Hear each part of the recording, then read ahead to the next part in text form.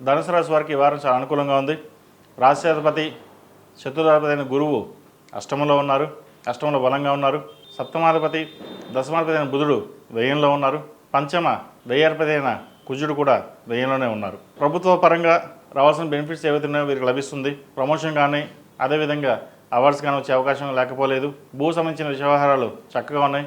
సంతాన పరంగా మంచి అభివృద్ధి ఉంటుంది. సంతానం మంచి స్థానం ఉంటుంది. అదేవిధంగా సంతానం కోసం మీరు చేసే ప్రయత్నాలు ఏవైతే ఉన్నాయో అవి ఫలిస్తాయి. విద్యా విషయం చాలా అనుకూలంగా ఉంటుంది. వివాహం కాని వారికి వివాహ ప్రయత్నాలు అనుకూలంగా గోచరిస్తోంది. వ్యాపారంలో చిన్న చిన్న ఇబ్బందులు ఉంటాయి, అవన్నీ పట్టించుకోకుండా మీ అడుగులు వేయండి, మంచి ఫలితాలు సంప్రాప్తిస్తాయి. ద్వితీయ తృతీయమైన శని చతుర్థంలో ఉన్నారు. అర్ధాష్టమ శని నడుస్తోంది.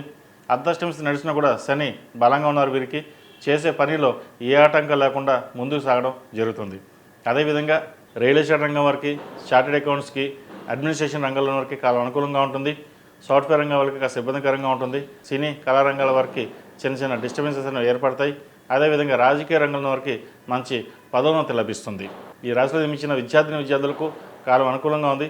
విదేశీ సంబంధించిన విషయ వ్యవహారాలు సానుకూలపడతాయి. విదేశాల కోసం చేసే ప్రయత్నాలు అనుకూలంగా ఉంటుంది. ఇక్కడ ఉద్యోగం కోసం చేసే ప్రయత్నాలు ఏవైతే ఉన్నాయో అవి కలిసి వస్తాయి. ఎప్పటి నుంచో మెంటల్ టెన్షన్గా ఉండి ఉద్యోగం రాక ఇబ్బంది పడుతున్న వాళ్ళు కూడా కొంచెం ఊరటించే అంశంగా చెప్పవచ్చు. మంచి ఉద్యోగం లభిస్తుంది. ఈ రాశిలో జన్మించిన స్త్రీలకు వృత్తి ఉద్యోగాల పరంగా, వ్యాపార పరంగా అనుకూలంగా ఉంది. ఊహకి అందన్న విషయంగా ఒక శుభవార్తను వింటారు.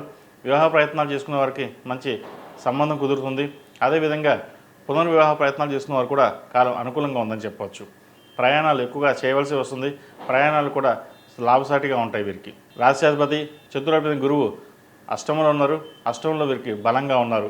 దూర ప్రాంత ప్రయాణాలు కలిసి వచ్చే విధంగా గోచరిస్తోంది.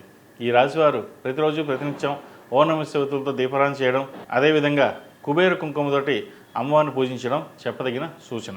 ఈ రాశిలో జన్మించిన వారికి కలిసి వచ్చే సంఖ్య 4, కలిసి వచ్చే రంగు తెలుపు.